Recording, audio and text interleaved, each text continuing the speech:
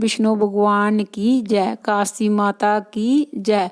द्वापर युग के आरंभ में महेशमती नगरी के राजा महिजीत थे। राजा महिजीत का कोई पुत्र नहीं था, जिसके कारण वे चिंतित रहा करते थे। उनका कहना था कि जिनकी संतान नहीं होती उनके लिए ये लोक और परलोक दोनों ही दुख का कारण होते हैं। संतान प्राप्ति के लिए राजा ने अनेक उपाय किए, परंतु राजा को पुत्र प्राप्ति नहीं हुई। राजा की समस्या को हल करने के लिए उनके मंत्री वन में गए, जहां उन्होंने सनातन धर्म के गुण तत्वों को जानने वाले समस्त शास्त्रों के ज्ञाता महात्मा लोमश मुनि मिले। लोमश मुनि उनकी समस्याओं को पहले ही जान चुके थे। उन्होंने राजा के मंत्रियों से कहा, निस्संदेह मैं आप लोगों का हित करूंगा।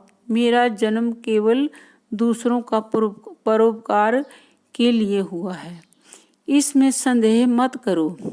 सभी मंत्रियों ने सबसे पहले ऋषि लोमश को प्रणाम किया।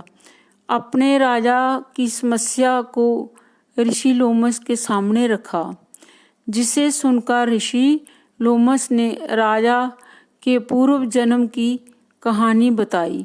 मुनि लोमश ने कहा कि राजा पूर्व जन्म में एक निर्धन वैश्य था। निर्धन होने के कारण उसने बहुत बुरे कर्म किए। एक बार राजा 2 दिन से भूखे थे और अगले दिन ज्येष्ठ मास के शुक्ल पक्ष की द्वादशी को प्यास लगने पर एक जलाशय पर जल पीने गए।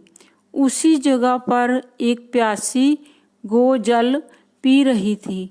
राजा ने उस प्यासी गाय को जल पीते हुए हटा दिया और स्वयं जल पीने लगा। इसलिए राजा को जे संतानहीन होने का दुख सहना पड़ा।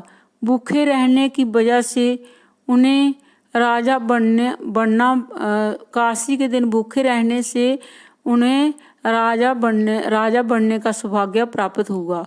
और ये कथा सुनकर राजा के मंत्रियों ने कहा, ऋषिवर हमें कुछ उपाय बताइए कि राजा की समस्या हल हो जाए।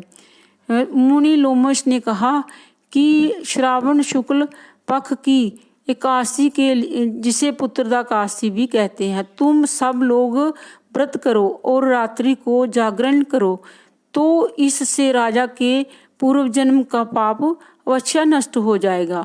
साथ ही राजा को पुत्र की अवश्य प्राप्ति होगी। राजा के मंत्रियों ने नगर में लौटकर राजा को पूरी बात बताई।